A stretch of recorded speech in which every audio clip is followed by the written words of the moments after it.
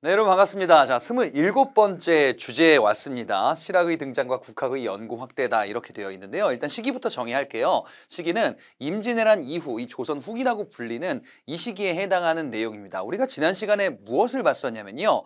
이 조선 후기로 접어들었는데도 이 기존에 있었던 성리학이라는 학문이 제 역할을 못하면서 벌어지는 모순점들, 이걸 어떻게 해결할 것인지에 대한 여러 가지의 뭔가 좀 논의들을 봤는데 고구마 먹은 것처럼 사이다가 없었어요. 뭔가 속 시원하게 확 해결해 줄 수 있는 이런 대안들이 등장하지는 못했었던 느낌적인 느낌, 이런 것들 좀 있었다라는 것을 발견하셨을 겁니다. 자, 여기에서 뭔가 뻥 뚫어주는 여러 가지의 주제들이 등장하게 될 겁니다. 자, 본격적인 얘기하기 전에요. 27번째 테마를 보고 이야기를 한번 해보도록 하겠습니다.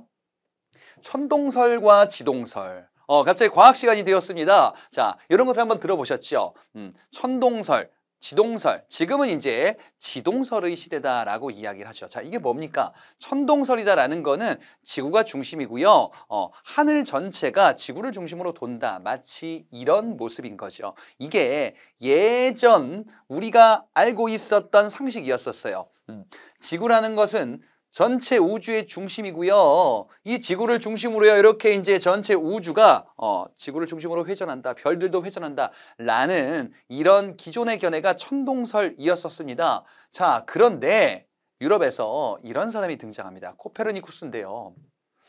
아무리 봐도 지구를 중심으로 태양을 비롯한 여러 별들이 돈다라는 게 좀 이상한 거예요. 관측 결과들을 좀 보니까 이상하다? 의문을 제기하면서 그게 아니라 지구가 태양을 도는 이른바 지동설, 이게 맞는 거 아닌가? 라는 의문을 제시하는 겁니다. 자, 그러면서 지동설을 이제 주장을 하며 이게 당시에는 크게 주목받지 못했었는데 이 학자가 등장해요. 갈릴레오 갈릴레이입니다. 이 사람이 관측을 해보니까 맞네. 지구가 중심이면은 이상한 천체들이 막 있는 겁니다. 예를 들어서 이 사람이 발견했었던 목성의 위성들이 있거든요. 목성에 갈릴레이의 위성이 있는데 아니 목성 주위를 돌고 있는 거예요. 그러면은 이게 뭐냐 이거야. 지구 중심을 돌아야 되는데 이런 천체들은 뭐냐. 이런 의문을 해결할 수 있는 것들을 보니까 지동설이 맞다. 그리고 관측 결과로 요거를 뒷받침을 한 거죠. 자, 그래요. 그래서 지금은 태양을 중심으로 하는 수금지화 목토 천해 이런 행성들이 태양을 중심으로 돌고 있구나. 바로 이제 지동설을 바탕으로 우리가 이해하고 있는 태양계의 모습인 거죠. 자, 여기서 끝이 아닌 거죠. 우주는요. 여기가 끝인 줄 알았어요, 당시에. 그런데 보니까 말이죠. 이게 엄청난 또 천체가 있네. 우리 은하입니다. 우리 은하에는요. 태양과 같은 별, 항성이라고도 하죠. 5천에서 6천억 개, 뭘 더 있을 수도 있어요. 이런 엄청난 숫자의 별들이 있다. 야, 여기가 끝이구나. 여기가 우주의 전체인 줄 알았지. 우리 은하 말고 다른 은하가 또 있네. 이게 별이 아니었네. 우리 은하에서 가장 가까운 은하라고 알려져 있는 안드로메다 은하입니다. 이런 은하가 또 있네. 가만, 그러면은 이런 은하 말고 또 은하가 당연히 있겠지. 쭉 그래서 시간이 흘러서 알아보니까 말이죠. 우주에는요 1700억 개의 은하가 있고 이 은하에는요 각각 수천억 개의 별들이 있는 겁니다. 자, 근데 이게 끝이 아니에요. 새로 추정을 해보니까 은하가 2조 개. 이쯤 되면은 멘탈이 이제 나갈 것 같아요. 2조 개의 은하에 수천억 개의 별들이다. 그러면은 그 안에 행성들은 대체 몇 개가 있는 거예요? 여기다가 수식어를 하나 더 붙여볼게요. 관측 가능한 우주. 그 너머에는 또 얼마나 많은 천체가 있는지 아직 완벽하게 결론 지어졌다라고 하기에는 좀 조심스러운 부분이다. 그래서 지금까지는 밝혀진 거는 요 정도다. 물론 앞으로 더 밝혀질 수 있겠죠. 자, 그럼 보세요. 은하에 우리만 있을까? 지구 말고 다른 생명체 없는 게 이상하지 않나? 라는 의문을 가졌던 사람이 있습니다. 조선시대, 조선 후기에 홍대용이라는 학자예요. 자, 이렇게 엄청난 끝이 없는 우주라는 세계가 있구나. 우리가 세상이 중심이다라는 것 자체가 말이 안 되는 가정이었구나 라면서 기존의 고정관념들을 깨는 이런 주장들을 하게 될 겁니다. 자, 이와 관련한 여러 가지의 내용들을 하나둘씩 살펴보죠. 우리가 이제 얘기하려고 하는 학문 자체가 이제 실학이라는 학문이에요. 이 실학이라는 학문 자체가 실제 생활에 도움이 되는 것을 연구한다라는 이런 학문적인 경향, 이 학문 자체를 실학이다라고 이야기를 해요. 이게 왜 나왔냐면요, 바로 이게 문제였던 거죠. 성리학.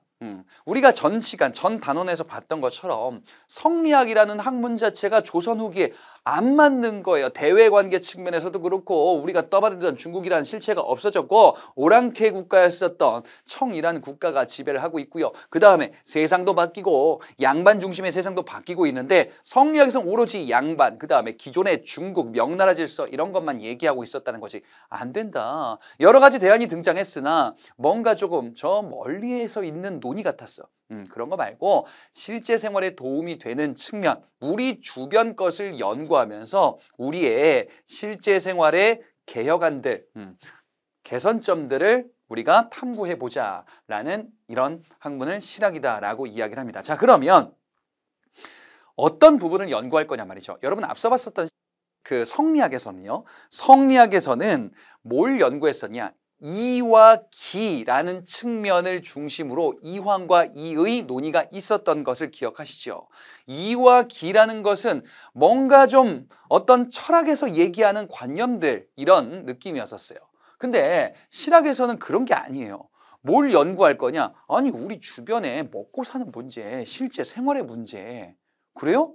당신은 주 산업이 농업이에요. 그러면 농민들의 삶의 모습은 어떠한지 이런 것에 관심을 두자. 농민의 생활을 개선하기 위해서 무엇을 해야 하는지 이게 진짜 학문의 모습 아니겠느냐라고 이야기를 하는 거예요. 자, 이런 실학의 학문적 경향 중에 하나를 중농학파다라고 이야기를 합니다. 중농학파는 농민 생활의 개선의 개혁안 이런 것들을 제기를 하는 겁니다. 자, 그러면 농민의 문제점들, 농촌 생활의 문제점은 무엇이 있었느냐? 여러분 앞서 토지제도 이런 것들 또는 뭐 농민 소작농의 문제, 지주 전호제 이런 것들에 대해서 들어는 보셨을 거예요. 자, 당시의 모습은 그 문제점은 뭐였냐면요.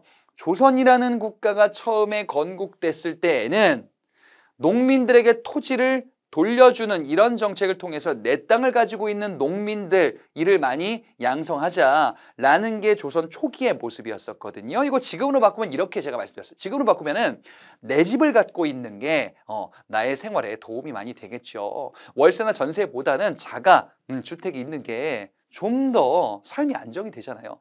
농민의 입장에서는 내 땅이 있어야 되는데 고려 말 때 권세가들이 많이 뺏었어요. 아 이거 안 돼. 그래서 조선 건국하는 과정에서 내 땅을 가지고 있는 농민들을 육성을 하자라는 정책을 취했는데 이게 시간이 지나다 보니까 농민들이 토지를 또 야금야금 뺏긴 거예요. 그러다 보니 내 땅이 없는 거예요. 양반들 또는 이 부유한 사람들이 토지를 많이 가지고 있네요. 그래서 농민들 같은 경우는요, 남의 땅을 빌려 경작하는 소작농들, 이 소작농들은 땅 주인, 지주죠. 지주와의 관계를 통해서 빌린 땅에 대한 대가를 지불하게 되는데 그런 것을 지주 전호제다라고 이야기를 하기도 했었습니다.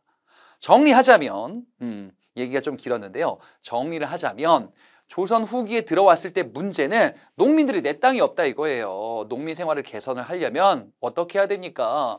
농민들에게 내 땅을 주면 되지요. 그럼 농민들은 내 땅을 가지고 있는 농민이 되네. 바로 자영농.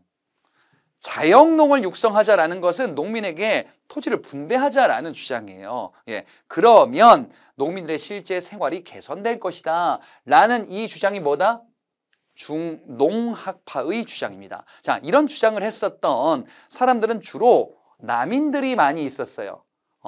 남인들은 붕당 정치 과정에서 많이 밀려나기도 했었던, 서인과의 대립에서 밀려나기도 했었던 사람들이거든요. 이 사람들은 밀려나서 농촌 생활 문제, 실제 문제점들이 이런 것이구나라는 것들을 많이 파악을 하셨던 것 같아. 그래서 개혁안을 농민에게 토지를 분배하자라는 이런 정책을 주장을 하게 됩니다. 자, 두 번째 실학의 주장을 한번 말씀드릴게요. 이번에는요.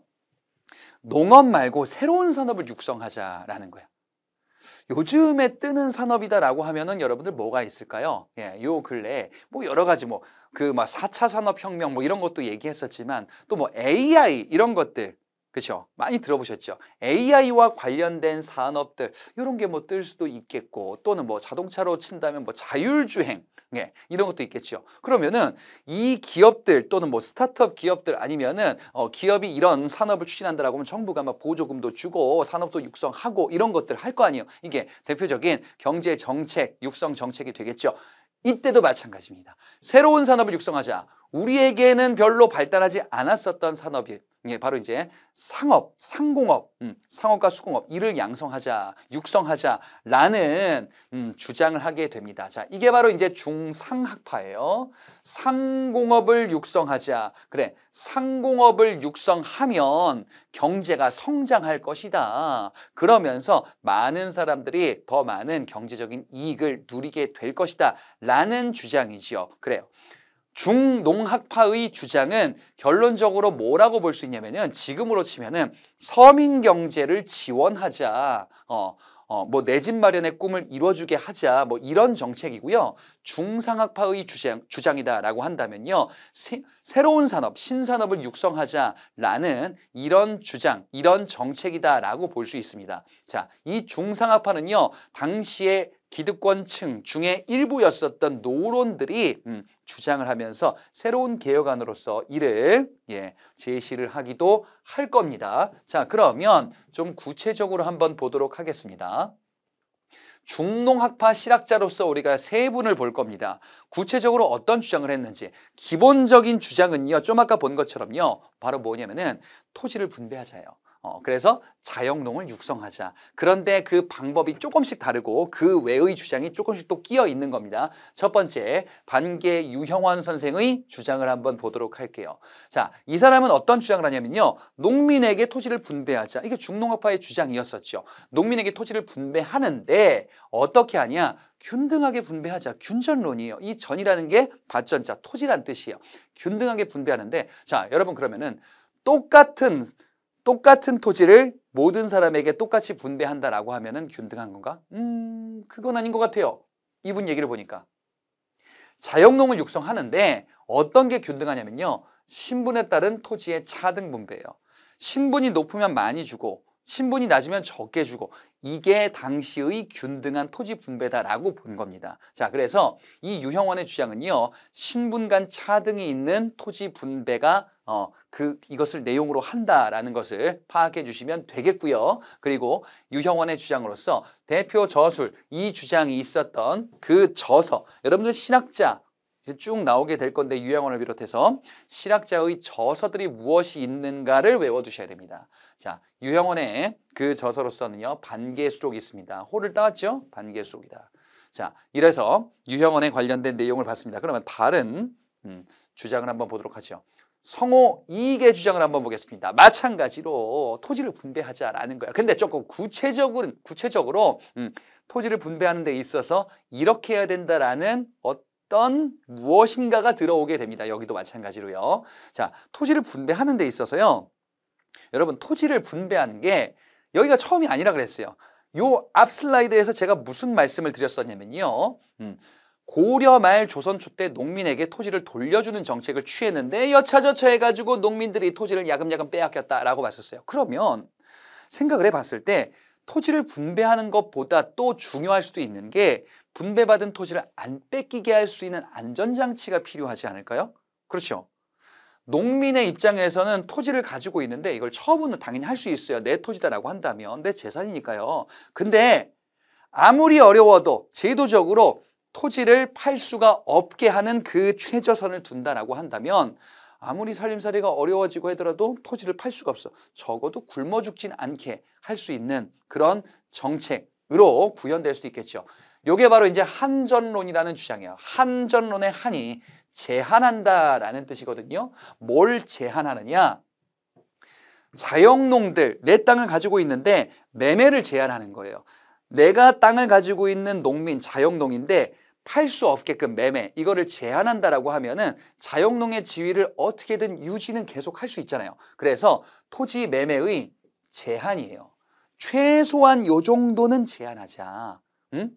이 사람이 어떤 일이 생기더라도 농사를 지을 수 있는 최소한의 텃밭 정도는 마련해 준다라고 하면은 굶어 죽진 않는다. 예, 이 토지를 영업전이다라고도 이야기를 해요. 조금 쉬운 말로 바꾼다라고 하면은 최소 생계 가능 토지예요. 최소한 생계, 먹고 살 수 있는 게 가능한 토지 기반. 이거는 절대 매매 불가. 그러면 굶어 죽지 않는다. 그러면 자영농이 몰락하지 않는다. 예. 잘못된 모습이 반복되지 않는다라고 생각을 했었던 거죠. 자, 이 학자의 또 다른 주장이 있습니다. 그러면 지금의 나라, 조선 후기의 모습이 뭔가 좀 잘못된 것들이 많은데, 뭐가 잘못됐냐? 그거 내가 6개로 콕콕콕 집어줄게. 그래서 국가를 좀먹는, 잘못된 것, 폐단, 예. 이런 것을 육좀이다라고 이야기를 합니다. 나라를 좀먹는 6가지의 폐단이 있대요. 당시는 양반 중심의 사회였었는데 양반 중심의 사회의 모순점들이 있었고 그 다음에 시험제도의 문제점도 있었으며 노비, 그 다음에 뭐 사치를 일삼는 이런 풍조, 승려들의 문제점들 이런 것들을 쭉 정리를 하여 육좀이다라고 제시를 했습니다. 이것을 개혁해야 된다. 바꿔야 된다. 잘못된 관행들을 바꿔야 우리의 삶이 더 좋아질 것이다 라는 주장을 하기도 한 거죠. 자, 이게 주장으로서는요. 과구록이라는 저서도 있고요. 이 사람의 호를 딴 성호사설이라는 저서도 있습니다. 자, 그래서 유형원 이렇게 봤습니다. 다음에 이분 내용 정말 많습니다. 정약용, 다산 정약용. 이분은요. 뭔가 연구하고 한 게 굉장히 많아요. 자, 일단 이 정약용은요. 정조 시기 때 벼슬 하면서 관직에서 이제 정조 임금님의 총애를 받았었던 젊은 신하였었습니다. 그런데 정조가 죽어요. 정조가 죽고 나서 노론 벽파들이 이제 정조의 개혁 정책들을 막 없애는 정책을 취했다. 세도 정치 접어드는 그 시점이에요. 그때 정조가 죽은 이후에 정약용이 유배간다라는 것도 봤었어요. 이거 어디서 봤으면 천주교 박해에서 봤었습니다. 신유 박해 때 유배 갔었던 사람이 정약용이었습니다. 전라도 강진으로 유배를 가서 그곳에서 이제 여러 저서들을 남기고 연구를 하거든요. 예, 그런 성과들이 여기에 나와 있기도 합니다. 자, 이 정약용 이분도 중농학파로 분류했습니다. 그렇다 하면은 토지를 분배하자라는 그런 주장이 있겠구나. 토지를 분배하자. 농민에게 토지를 분배해서 자영농을 육성하자. 자, 그런데 이분의 생각은 좀 이런 관점으로 가요. 토지를 분배하는데 토지를 개인에게 분배하면은 여러 가지 폐단들이 좀 있다.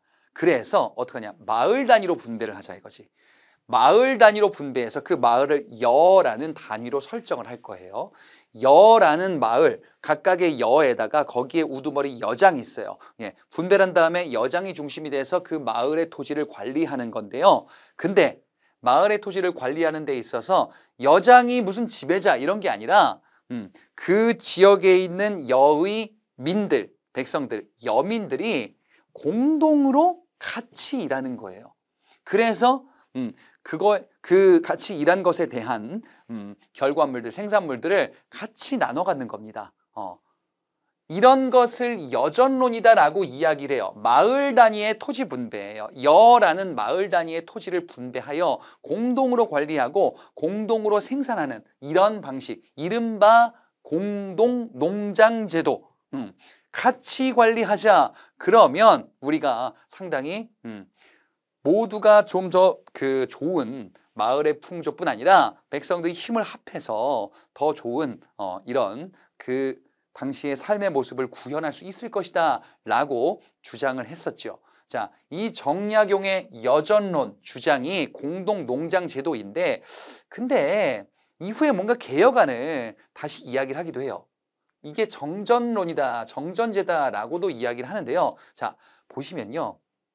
공동으로 관리를 하는 게 여전론이죠. 근데 차등 분배 얘기가 나와요. 공동으로 똑같이 분배하면은 문제가 생겨요. 여러분들 혹시 뭐 중고등학교 때도 요즘에 하는지 모르겠는데 이제 공동과제 같은 거를 하는 경우가 있거든요. 뭐 조별과제라고도 하죠. 대학교에서는 많이 하는데 저도 많이 해봤었어요. 조를 짠 다음에 그 조별로 어떤 그 무슨 뭐 레포트를 제출해서 나중에 이제 발표를 한다든지 그래서 여러 명들이 공동으로 조원들이 같이 공동 프로젝트 같은 걸 하는 거거든요. 이거는 나중에 이제 뭐 회사 생활 할 때도 이런 경우들이 있을 수가 있어요. 자, 근데 이 조별과제 하면은 문제점이 좀 있어요. 뭐가 있냐? 무임승차자 문제가 있어요. 이른바 프리라이더다라고도 이야기를 하거든요. 이게 뭐냐면은 조별 모임을 하는데 안 나와. 이번 주 뭐 수요일 6시에 우리 만나서 어떻게 할지 업무 분배하고 이렇게 합시다. 그다음에 다음 주에 요거 한 다음에 모여가지고 다시 그 과제를 바탕으로 다음 프로젝트로 넘어갑시다 이렇게 하는데 아유 갑자기 막 연락이 오는 거예요. 아유 죄송한데 저 집안에 무슨 일이 생겨가지고 급한 일이 생겨서 안 와. 하지를 않아. 조장 혼자 해. 예. 이러면서 이제 똑같이 결과물을 받고 이러면 안 되잖아요. 그렇지? 그래서 차등 분배를 어떻게 하는지가 관건이 되는 거지. 정전론이다라는 거는요. 토지를 우물정자처럼 구역을 나눈 거예요. 이게 한자로 우물정자 모습이거든요. 구역을 예를 들어서 9구간으로 구분을 해요. 그래서 각각이 공동 농장이긴 한데 각각이 관리를 하는 겁니다. 그리고 이 중에서 하나는 세금을 내는 토지처럼 이제 그래 같이 관리를 하는 토지가 있고 나머지는 또 각자 차등 분배하는 토지 이렇게 이제 좀 그 종류를 좀 나눈 거예요. 좀 세련되게 바꾼 이른바 정전론, 정전제도 또한 주장을 하셨구나. 이게 정약용의 주장이 되겠습니다. 자, 이 정약용 이분은요. 이런 토지 분배뿐 아니라 우리나라를 어떻게 경영할 것인지 우리나라를 어떻게 정치적으로 개혁할 것인지 이런 좀 더 빅픽처를 바탕으로 여러 가지 개혁안들을 많이 제시하거든요. 그 대표적인 저서가 경세유표라는 저서입니다. 국가를 어떻게 관리할 것인지 제도를 어떻게 개혁할 것인지 그래 토지 분배뿐 아니라 다른 것들도 많이 보자 이거지. 그리고 지방 관리들이 어떻게 통치를 해야 될 것인지에 대한 그 지침도 밝히게 되어 목민심서라고도 합니다. 지방 관리들을 사또 수령이라고도 하면서 한편으로는 목민관이다라고도 이야기하거든요. 그래서 목민심서 바로 이제 이런 것에 대한 개혁안들을 제시했다. 그래서 정약용은요 이런 저서들이 있다라는 것을 알아두시면 되겠습니다. 자, 그런데 이분께서는요 기술에도 관심이 많이 있었어요. 좋은 기술을 가지고 있고 이것을 발전시킨다라고 하면은 우리의 삶이 풍족해질 것이다. 어찌 하늘은 말이죠. 우리 인간은 그렇게 귀한데 인간보다 귀하지 않아 보이는 짐승들에게는 상당히 좀 뭐 날카로운 이빨이라든지 발톱이라든지 이런 강인한 육체를 주었는데 우리는 왜 이렇게 연약하냐? 우리는 기술을 개발할 수 있기 때문이다. 자, 이게 바로 이제 정약용의 기예론이고요. 그 기예론을 바탕으로 이런 주장들을 바탕으로 정약용이 거중기라는 거를 제작하기도 해요. 이건 정조 때 화성을 건립할 때 썼었던 기기도설이라는 예전에 그 중국의 책이 있었는데 여기에 나온 걸 보고서 도구를 만든 거예요. 무거운 걸 옮기기 위해서 성곽을 축성해야 되는데 이 돌을 옮기고 들기 위해서는요 새로운 기기가 있으면 좀 더 편하게 일할 수 있을 것이다. 그래서 거중기라는 것을 정약용이 그림 보고 제작을 한 거예요. 이렇게 생긴 이른바 요거 이제 도르래 같은 겁니다. 그래서 이 무거운 돌을 막 올리는 것이 정약용의 이러한 노력으로요 정조 시기 때 수원의 화성이 원래는 10년 넘게 걸릴 거라고 예상했는데 한 2년 만에 이걸 완공을 해요. 대단한 학자였었던 거죠. 그러니까 정조 임금께서 정약용을 얼마나 총애하셨겠어요. 그러니까 정조가 죽은 이후에 정조 시대에 총애받았던 사람들을 또 반대파들은 얼마나 싫어했겠어요. 유배를 가신 겁니다. 자, 이 정약용은 또한 의학 부분도 연구를 합니다. 의학에서 문제가 됐었던 게 전염병이었었거든요. 예전에 전염병, 지금은 완전히 박멸한 전염병이 있어요. 이 코로나 시대 때 이 전염병으로 상당히 뭐 백신 개발부터 해가지고 많은 여러 가지의 막 이슈들이 있었잖아요. 인류가 이렇게 전염병을 극복하는 게 쉬운 문제가 아니에요. 옛날이면 어떻겠어요? 수천 년간 우리 인류에게 상당히 좀 어려움을 주었었던 전염병이 있습니다. 천연두라는 거거든요. 천연두를 어떻게 하면은 없앨 수 있을까? 지금은 천연두는 사라진 질병이에요. 인류가 정복한 질병 중에 하나예요.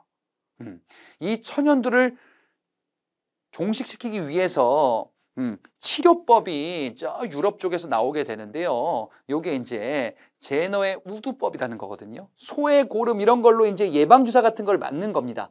그렇지? 이런 것들을 소개하고 연구하는 것, 이것을 우리가 종두법이다라고도 이야기를 해요. 천연두를 종식시키기 위한 방법이거든요. 네.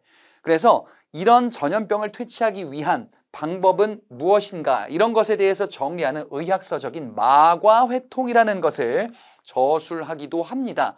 종두법, 천연두는 옛날엔 마마다라고도 불렀거든요. 이 마마를 종식시키기 위한 마과회통이라는 저서를 남긴 이분이 바로 정약용이다. 정약용에 대한 포인트가 상당히 많이 있었지요.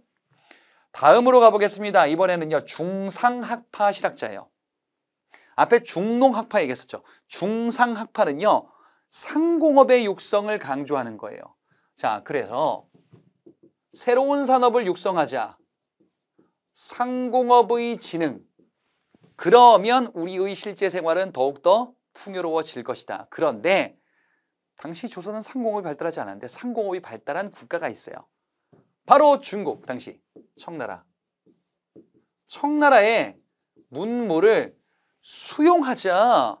그러면 새로운 기술도 발전할 것이고요. 상공업도 더욱 발전할 것이다. 이러한 주장들을 좀 하게 될 거예요. 하나씩 보도록 하겠습니다. 유수원, 이분은요, 우서라는 저서에서요, 얘기합니다. 상공업을 천시하면 안 된다.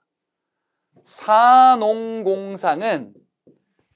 조선의 신분이자 직업의 서열이다라고도 이야기를 했었던 개념이에요. 사는 선비예요. 양반이야. 양반이 제일 앞에 있죠. 그 다음에 농공상, 뭐겠어요? 농업, 수공업, 상업. 상업, 수공업이 끝에 있네요. 상공업이. 그렇죠. 천시하지 말고 다 평등하게 대우해야 된다는 인식의 개선을 촉구했었던 학자가 유수원입니다. 그리고 담원 홍대용.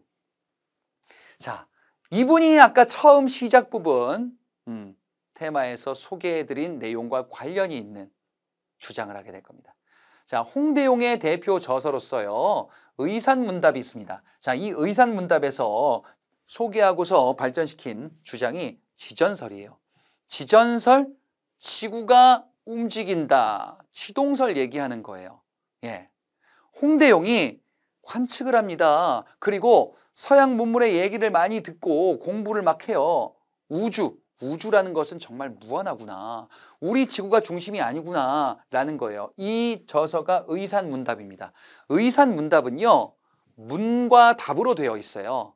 문답식 저서예요. 대화가 있어요. 거기에 실홍이라는 학자가 있고요. 허자라는 사람이 있어요. 허자가 실홍에게 질문하면서 대답을 해줍니다. 그러면서 결론인즉슨 뭐냐? 지구가 돈다, 움직인다라는 거예요. 그리고 우주는 정말 무한하게 엄청난 숫자의 별들이 있다. 진짜 외계인이 있을 수도 있을 것 같은데? 예, 이런 의문을 제시하기도 할 거예요. 홍대용입니다. 자, 그러면 홍대용이 실학자로서 갑자기 이런 얘기를 왜 하느냐? 상공업을 중시 여겨야 된다라는 생각을 가지고 있는데 상공업을 천시했었던 게 그 전의 생각이죠. 청나라 문물을 받아들여야 하는데 청나라를 오랑캐 국가, 여진의 국가다라고 해서 폄하했었던 게 기존의 생각이란 말이에요. 그러면 기존의 고정관념을 깨야 되지 않을까요? 왜 청을 폄하하느냐? 중국이 세상의 중심인데 얘네는 중국이 아니다라는 거예요. 기존의 명나라가 중국이다. 우리는 성리학의 국가, 명나라를 이은 국가고 저 청나라는 오랑캐다. 이런 게 기존의 인식이었단 말이지. 그렇지? 아니 그러면은 왜 이전에 중국 명나라를 떠받들어야 되냐? 그게 세상의 중심이니까. 아니다. 하늘을 봐봐. 응? 중국이 세상의 중심이다라는 거는 잘못됐다. 이것을 비판하는 거예요. 그 다음에 상공업을 왜 천시 여기느냐? 왜긴 농업이 으뜸이니까. 그건 유교의 경제관이지. 언제까지 성리학만 붙잡고 있을 거야. 유교 성리학만. 성리학 중심으로 세상을 바라보는 것 자체가 잘못 바라보는 것이다. 그래서 우주의 모습을 보니까 중국도 세상의 중심이 아니고 지구도 세상의 중심이 아니다라는 거지. 아니, 지구가 우주의 중심이 아닌데 왜 중국이 세상의 중심이냐? 그 다음에 성리학이 중심이 돼야 된다? 이것도 시대가 변하면 달라지는 것이다 라는 주장을 하기 위함이다라고 볼 수 있습니다. 천체를 관측하는 기구인 혼천의를 제작하는데 이런 거예요. 혼천의는요, 요게 좀 이게 그 하늘을 보면서 여기서 이제 관측하면서 여기 돌리면 뭐가 나오고 여기 돌리면 뭐가 나오고 이런 천체 관측 기구입니다. 이렇게 관측해 보니까 우주의 중심이 지구가 아니고 엄청난 숫자의 별들이 있더라. 이때는 진짜 무슨 뭐 몇 쪽의 은하 이런 것까지는 몰랐겠죠. 그렇지만 확실한 것은 중국이 중심이 아니다. 상공업을 발전시켜야 한다. 청의 문물을 수용해야 된다. 이런 주장을 하고 싶었겠지요. 자, 연암 박지원 선생의 얘기를 들어보겠습니다. 자, 이 박지원. 당시 이 학자들은요, 청나라를 직접 가보는 일들이 좀 있었어요. 박지원도 청나라를 가보게 되는데요. 거기를 갔다가 기행문을 남겨요.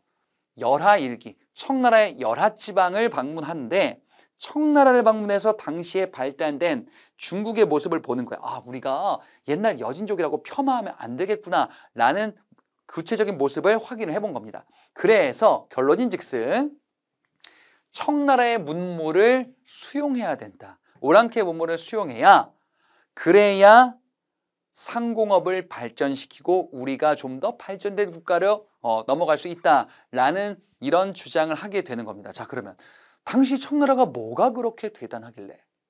이 박지원이 보니까 말이죠. 뭘 봤냐? 굉장히 부유한 중국의 모습을 당시에 본 거예요. 아니, 그러면 이 중국은 당시에 상당히 부유하고 우리는 좀 가난하고 왜 그랬을까? 그 원인을 수레로 봤습니다. 선박으로 봤어요. 좀 뜬금없죠. 수레와 선박이 무슨 관계가 있을까? 수레와 선박은요, 뭐라고 이해하시면 되냐면은 물자의 유통과 교통이라고 보시면 돼요. 네. 물자가 이동해야 많은 물자들이 유통이 되어야 상공업이 발전하고 부유해질 것이다. 근데 우리는 수레를 안 쓴다라는 거예요. 그래요? 자, 조금 더 쉽게 말씀드릴게요. 박지원의 실제 얘기를 바탕으로 제가 소개를 해드리는 거예요. 어느 지역을 가보니까 말이죠. 새우를 거름으로 쓰고 있어. 저는 정말 가장 좋아하는 음식의 탑티어 중에 하나가 새우거든요. 새우는 진짜 뭘 해 먹어도 맛있는 것 같아. 근데 이 새우가 이게 좀 맛도 있고 좀 귀한 것 같은데 봤더니 막 거름으로 쓰고 있는 거예요. 어촌에서. 왜 거름으로 쓰세요? 아니 뭐 남아 도는 거 이거 뭐 어느 지역을 갔더니 수산물 값이 너무 비싼 거예요. 아니 여기 왜 이렇게 비싸요? 귀하니까 없잖아. 자, 그러면 남아도는 거름으로 쓰는 새우를 이쪽으로 이동해서 팔 수 있으면 서로가 이득이지 않을까요? 그죠? 거름으로 쓰던 사람들은 요거를 팔 수 있으니까. 그 다음에 사는 지역의 사람들은 좀 더 싸게 살 수 있으니까. 이게 바로 물자 유통의 중요성이다라고 이야기를 하는 겁니다. 수레를 쓰면 물자 유통이 좀 원활해질 텐데 우리는 수레를 잘 안 쓴다라는 거예요. 사실 이거는 좀 변명거리가 있긴 해요. 한반도는 국토의 70%가 산지다 보니까 육로가 잘 발달하지 않아요. 그래도 수레를 쓰면 길이 낮아지고 방법이 생긴다라고 이야기를 하는 거예요. 선박의 이용도 더 널리 확대시켜야 된다라는 주장을 했던 게 바로 박지원이죠. 자, 그래서 박지원은요. 수레와 선박, 수레 사용의 중요성을 얘기하면서 물자 유통, 화폐 유통 이런 유통의 중요성을 이야기하기도 하고요. 토지제도의 이야기도 하거든요. 토지 분배, 중농학파처럼 토지 분배에 대한 이야기도 합니다. 예, 박지원의 한전호는 앞서 봤던 이익의 한전호과는 조금은 달라요. 이익의 한전호는 최소 생계 가능 토지, 요것을 매매하지 못하게끔 제한해야 된다라는 건데요. 박지원 같은 경우는요, 그게 아니라 너무 많은 토지를 소유하지 못하게 제한해야 된다라는 것이. 이익은 토지가 농민이 토지를 많이 갖지 못해서 문제고요. 박지원은 특정 소수의 사람들이 많은 토지를 독점하고 있기 때문에 문제다라는 주장을 하기도 하는 겁니다. 자, 이 박지원은요, 사실 조선시대 굉장히 유명한 사람이었어요. 왜 그러냐? 베스트셀러 작가예요. 한번 뭐 작품 나왔다라고 하면은 난리가 납니다. 양반전을 비롯한 많은 한문 소설들을 편찬하기도 해요. 네, 그래서 양반 사회의 문제점, 위선, 풍자하는 당시 사람들에게는 사이다 소설이었었던 거죠. 허생전도 마찬가지다. 자, 그 다음에 박제간을 보겠습니다. 이 박제간은요, 정조 시기 때 마찬가지로 등용됐었던 사람인데 서얼 출신 인물이에요. 정조 때 핵심 인재 인물로서 앞서 정약용 그리고 박제가 이런 인물들이 있는데요. 자, 정약용은 당색이 남인이에요. 비주류였었어요. 박제가는 서얼, 양반이 아닌 서얼, 예, 이런 비주류들을 당시에 정조의 탕평책의 핵심 인물로서 키우고자 했었던 거죠. 자, 이 박제가는요, 박지원처럼 수레의 중요성에 대해서 마찬가지로 이야기를 하면서 한편으로는 조금 더 발전된 얘기를 합니다. 뭘 얘기하냐? 소비가 중요하다라는 얘기를 할 겁니다. 소비의 중요성을 얘기할 겁니다. 소비가 중요하다.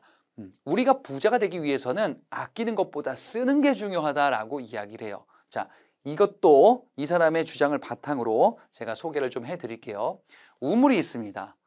우물물이 참 맑고 물맛이 좋은 거예요. 그래서 이거를 마시고 싶은데 계속 마시면은 이게 다 없어질 것 같아. 그래서 아끼는 겁니다. 아끼다 보니까 우물물이 말라버려요. 여러분, 우리 그런 관용적인 표현 있잖아요. 뭐 아끼다 똥된다 이런 얘기 있잖아. 아끼다 똥돼. 아끼지 마. 제가 아껴서 똥을 잘 만들거든요. 맛있는 음식이 있어요. 냉장고에 먹다가 좀 아껴 먹고 싶어. 또는 뭐 이게 뭘 시켰는데 너무 맛있어 그래가지고 이거 조금 나눠 먹어야지. 나중에 좀 아꼈다 먹어야지. 했다가 잊어먹어. 나중에 보니까 상해 있어요. 막 이러면 뭐예요? 그냥 먹을 걸. 바보같이 잊어먹은 거야. 아끼다 똥 된다 이거지. 당시의 조선 사회의 경제의 문제점을 이렇게 본 거예요. 당시의 경제 관점으로 봤을 때 너무 아껴서 문제다라는 거지. 아니, 예를 들어서 그릇을 만드는데 돈이 있는 양반 집안에도 그릇을 너무 아끼는 거야. 뭐 주전자 같은 것도 너무 아끼는 거예요. 다 낡고 막 부서지기도 하고 했는데 그냥 계속 쓰는 거야. 그러면 이거를 만드는 사람들 기술이 발전하지 않겠죠. 왜? 만들어봤자 아끼니까 안 사가는 거예요. 많이 사줘야 된다는 거예요. 소비의 중요성을 얘기하는 겁니다. 예. 자, 이 박제가 대표 저서로서 북학의라는 저서가 있고요. 여기에서 얘기하는 게 그런 거예요. 소비의 중요성. 그죠?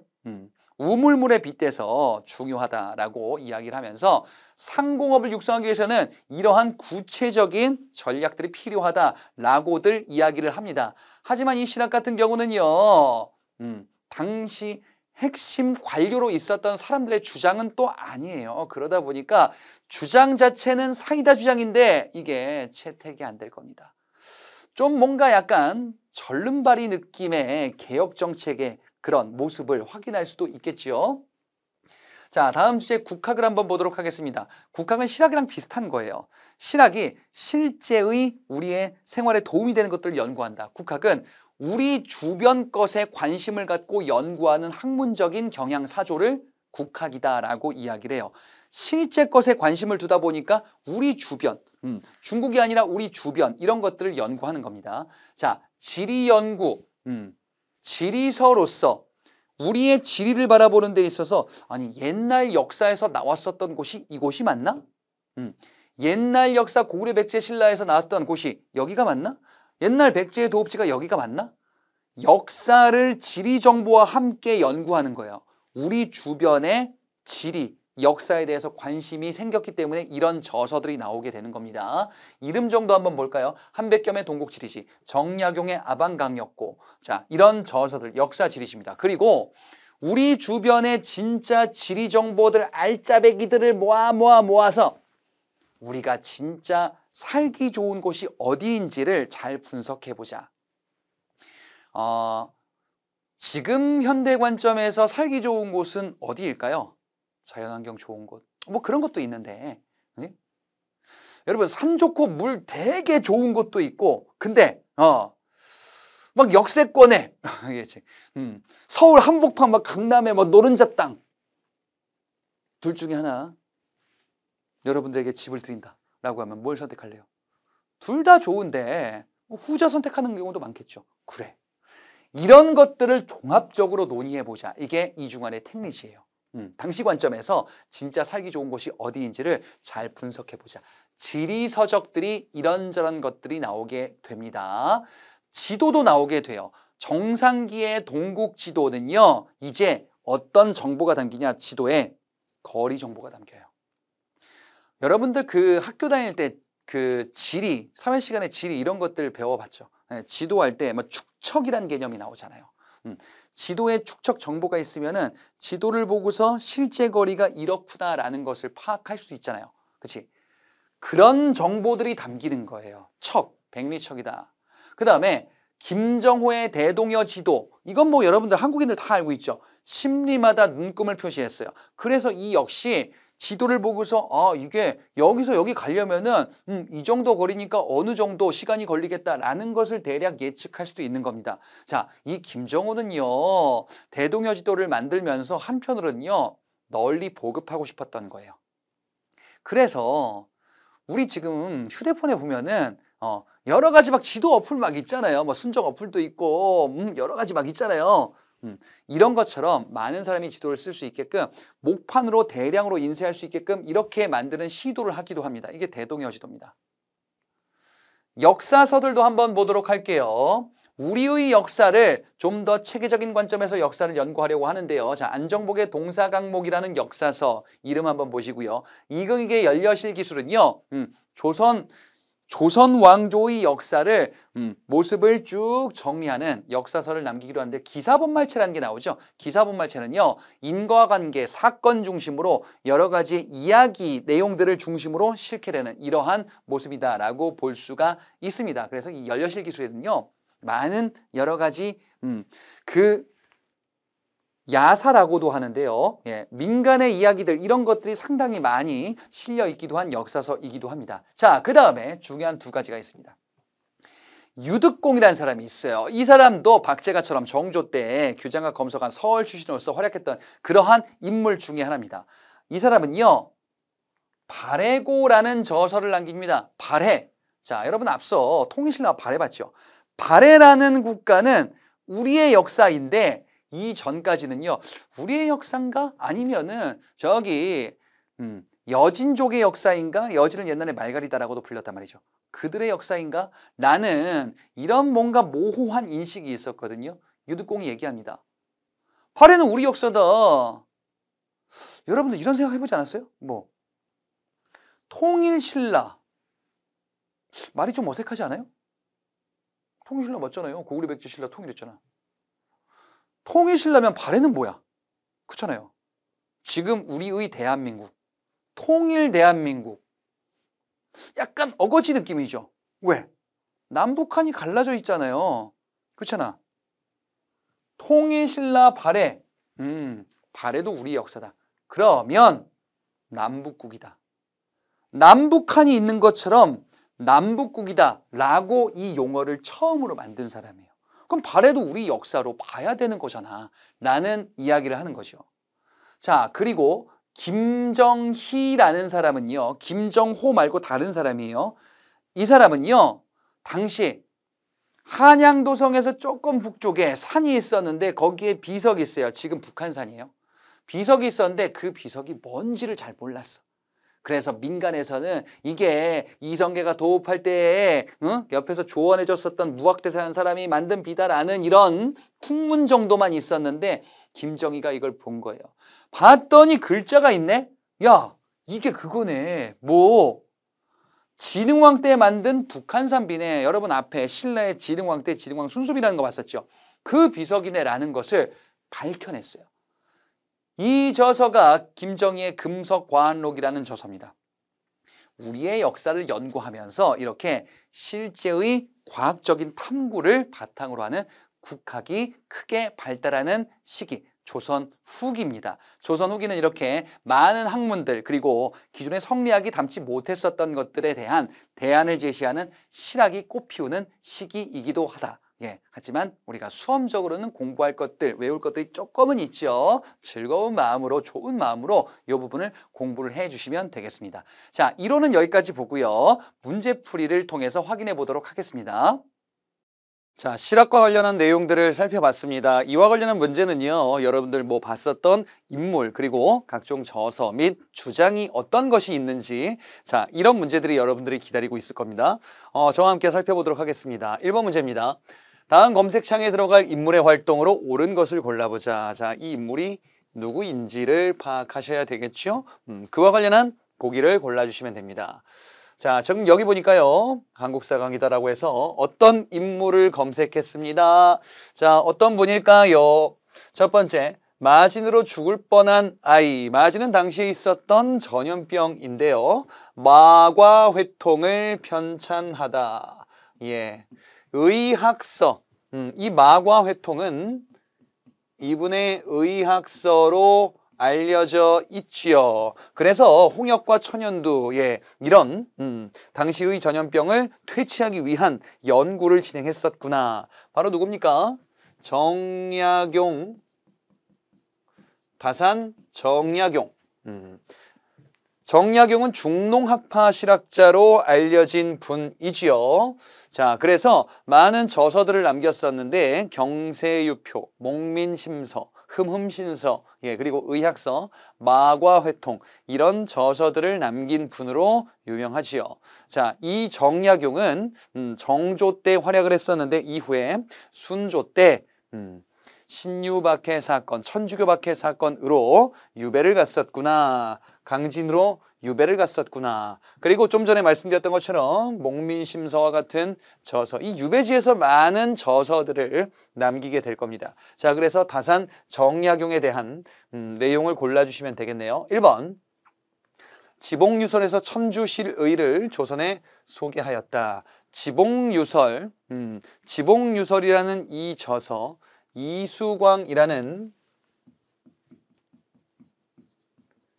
인물의 저서, 백과사전으로도 알려져 있고요. 천주실이 천주교를 소개하는 이 저서입니다. 자, 이 천주실이라는 천주교의 교리 관련 내용들을 지봉유설에서 소개하기도 했었던 이수광이라는 인물입니다. 이번에 의산문답. 의산문답 아주 중요한 저서로 알려져 있지요. 자, 누구의 저서입니까? 중상학파 실학자 홍대용의 저서이지요. 그래서 중국 중심의 세계관, 이것을 비판했었던 중국 중심으로 세상을 바라보는 관점은 상당히 문제가 있다. 당시 성리학 중심의 조선사회에 대한 비판적 메시지이기도 했었던 홍대용의 주장. 3번, 양반전을 지어서 양반의 허례와 무능을 풍자하였다.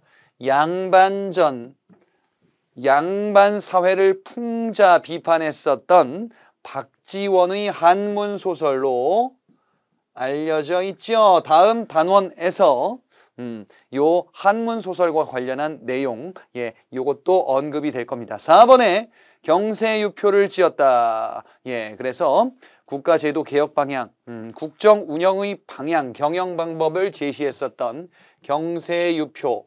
이게 바로 이제 정약용의 대표 저서. 경세유표 말고 아까 말로 말씀드렸었는데 목민심서, 목민관인 수령, 지방관리의 지침을 담은 글, 흠흠신서.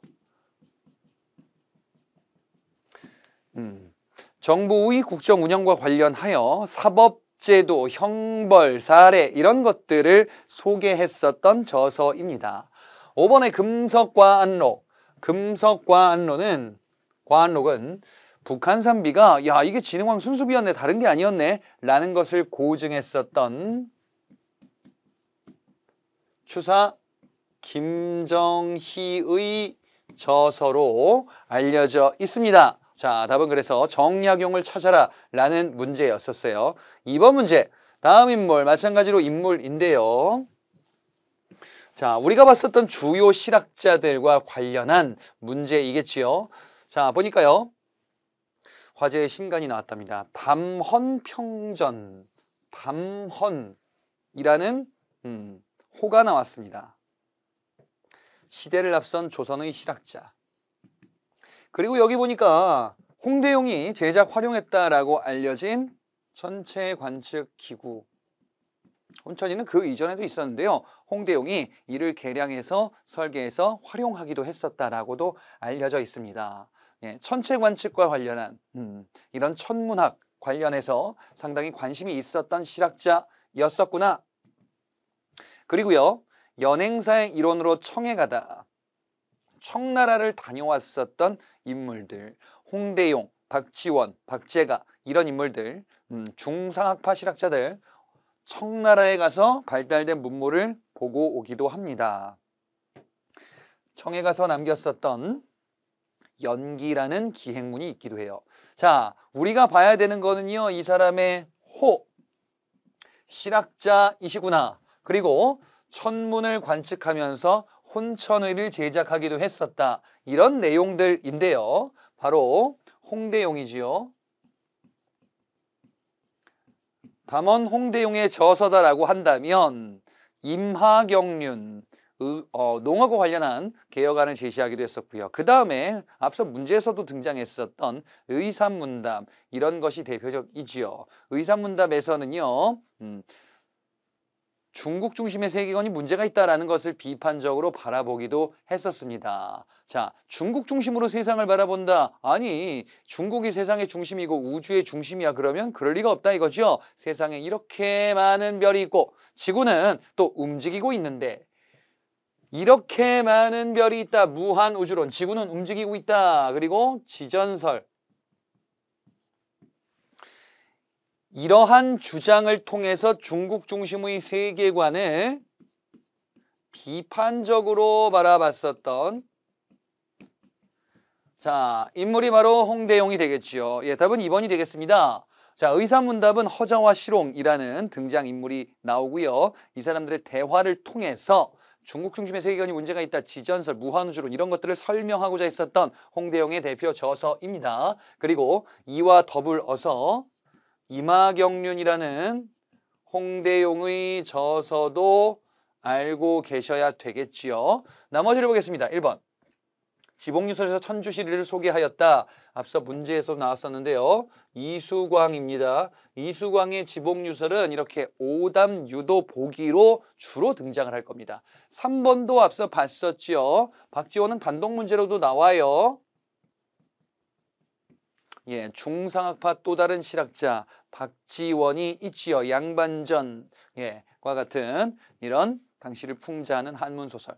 4번에 북학의를 저술하여 청해 문물 수용을 강조하였다. 박제가이지요. 박제가는 서자, 서울 출신으로서 규장과 검서관으로 정조 때 활약했었던 실학자이기도 하고요. 청에 다녀와서 북학의라는 저서를 남기기도 했었습니다. 예, 박지원이든 박제가든 그 다음에 홍대용이든 셋 다 청에 다녀왔었던 인물들입니다. 5번에 동의수세보원을 편찬하여 사상의학을 정립하였다. 의학서로서 동의수세보원은 이재마라는 인물의 저서이지요. 자, 답은 2번입니다. 3번 문제. 자, 여기서도 인물을 물어보고 있습니다. 어떤 인물일까요? 이번에는 청의 화가가 그린 초상이래요. 이별의 아쉬움을 표현한 시가 있답니다. 그래요. 청나라 사람과 교류가 있었나 보네요. 연행사의 일원으로, 연행사는 이제 청에 가는 사신을 연행사다라고 하는데요. 여러 차례 청에 가서 그곳의 문인들과 폭넓게 교유했대. 이 과정에서 북학의를 저술하신 분이구나. 청해 문물 수용을 적극적으로 수용할 것을 주장했었다. 청해 문물 수용을 강조했었던 것은 당시 이제 주로 중상학파 실학자들, 중상학파 실학자로서는 유수원, 홍대용, 박지원, 박제가 이런 인물들을 봤었지요. 그 중에서 북학의라는 저서 바로 박제가. 자, 박제가는 앞서 보기에도 말씀드렸듯이 이분은 이제 서얼 출신으로서 청의 적극적인 문물 수용 및 소비의 중요성, 재물을 우물에 빗대서 소비하는 것이 우리가 부강해지는 길이다라는 것을 강조한 인물로 알려져 있죠. 자, 답은 4번에 찾을 수 있습니다. 서자, 서울 출신으로서 규장각 검서관에 기용되었다. 규장각 검서관, 정조 시기 때 서울 출신들을 규장각의 검서관 직책으로 임명해서 왕권을 뒷받침하는 이런 역할을 하기도 했었다라고도 봤었죠. 자, 나머지 문제 보기 보겠습니다. 1번, 세계지리서인 지구전요를 저술하였다. 주로 오담유도에서 등장을 할 거예요. 지구전요는 최한기라는 사람의 저서인데요. 세계지리서라고 알려져 있는데, 자, 이건 주로 오담유도로 등장하니까 조선 후기에 이런 저서가 있었구나, 이렇게 시기 정도 파악하셔도 되겠습니다. 이번에 의산문답에서 무한우주론을 주장하였다. 앞서도 봤었죠? 요거는 이분의 그 단독 문제로도 알고 계셔야 된다 그랬어요. 단독 문제 포인트로도 바로 홍대용이었습니다. 홍대용의 의산문답. 3번에 기기도설 참고하여 거중기를 설계하였다. 거중기, 정조가 화성 만들 때 활용했었던 이 도구인데 누굽니까? 바로 정약용이 설계했다라고 알려져 있죠. 중농학파 실학자로 알려진 정약용은 기술의 중요성에 대해서 상당 부분 강조하는 기예론을 남기기도 했었고요. 거중기 그리고 배다리 이런 것을 설계 기획한 것으로 유명하죠. 5번에 양반전 지었다. 계속 나오네요. 박지원. 박지원 단독 문제 포인트로 등장하는 인물입니다. 박지원의 대표 저서 관홍소초가 있지요. 관홍소초와 관련된 과구록 이런 저서도 있습니다. 그리고 각종 한문 소설들. 박지원은 유통, 술의 사용 이런 것의 중요성을 강조했었던 또 다른 중상학파 실학자입니다. 4번 문제 보겠습니다. 미출군 이인물에 대한 설명으로 옳은 것을 골라보겠습니다. 자, 어떤 인물일까요? 이 인물이 제주도 유배지, 제주도로 유배를 갔었나 봅니다. 세도 정치 시기 때 제주도로 유배를 갔었거든요. 그곳의 풍경, 집을 그리기도 하고요. 그 다음에 글도 남긴 걸로 유명하기도 합니다. 독창적인 서체, 그리고 세한도라는 그림, 이런 것을 그렸다. 그리고 서체를 남기기도 했다라고 알려져 있죠. 우리가 배운 것 중에 이와 관련한 겹치는 인물로서 바로 누가 있냐? 추사 김정희가 있습니다. 독창적인 서체, 추사체, 이분의 호를 딴 거죠.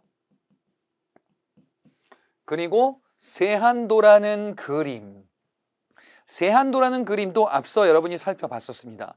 조선 후기 그림과 관련해서 알아두셔야 되는 포인트 중에 하나일 거예요. 세한도는 뒤에 다음 단원에 등장하겠네요. 자, 이 인물은요, 김정희인데요. 김정희와 관련한 포인트 하나가 더 있으니 바로 이번에 북한산 비가 이건 옛날 무학대사의 빈지 조선 건국 초의 빈지 이런 거에 실체가 불분명했었는데 이 비석의 글을 분석을 한 겁니다.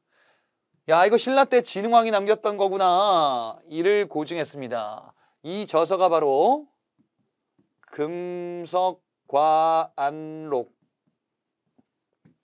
자, 김정희, 추사 김정희는요, 세 가지 알고 계셔야 돼요. 그래서 추사체, 글씨체, 그리고 세한도라는 그림, 그리고 금석과안록이라는 요 저서. 답은 2번입니다. 나머지 보겠습니다. 1번, 기대승과 사단칠정 논쟁을 전개하였다. 여러분 앞서 봤었던 성리학에서 등장하는 퇴계 이황입니다. 사단 칠정 논쟁을 기대승과 벌인 인물이자 이분은 이제 주리론, 성리학을 연구하면서 이의 중요성 이런 것을 강조했었던 인물이죠. 3번에 양명학을 연구하여 강화학파를 형성하였다. 조선 후기 들어 양명학이라는 새로운 학문을 연구해보자. 성리학의 대안으로 삼아보자. 라는 흐름. 정제두의 연구 모습이죠. 양명학을 연구하고요. 강화학파라는 제자들을 키워내기도 했었습니다. 4번에 청으로부터 시헌력을 도입하자라고 건의하였다. 이건 주로 이제 오답유도 보기로 등장할 건데요. 조선 후기 청으로부터 시헌력, 새로운 역법을 도입하자. 김육이라는 인물이에요. 이분 참고로 어디서 나왔었냐면은 대동법을 확대하는 것과 관련해서 건의했었던 인물로 간혹 등장할 수도 있는데요. 주로 오답유도로 이렇게 보기에 출연하실 겁니다. 5번에 열하일기에서 수레와 선박의 사용을 강조하였다. 야, 이거 알고 계셔야 되는 거다. 열하일기 박지원의 저서입니다. 실학자 박지원. 앞서는 이제 한문 소설, 양반전과 같은 뭐 양반사의 풍자 이런 내용들 보기가 주로 나왔었는데 박지원의 저서로서 청에 방문하고 남겼었던 열하일기, 관홍소초 이런 것들이 대표적이죠. 수레와 선박 사용을 통해서 각종 유통의 중요성, 화폐 사용의 필요성 이를 강조하면서 상공업 육성이 중요하다라는 주장을 했었던 중상학파 실학자이죠. 지금 여기 기출 문제에서 박지원과 관련한 문제가 등장하진 않았는데 출제가 유력한 또 다른 인물이고요. 중노학파 실학자로서는요. 성호 이익 있죠. 한전로를 제시했었던 이 인물도 역시 출제가 유력한 또 다른 인물이다라고 볼 수가 있겠습니다. 자, 이렇게 해서 우리 네 문제 풀어봤고요. 저는 다음 강에서 찾아뵙도록 하겠습니다.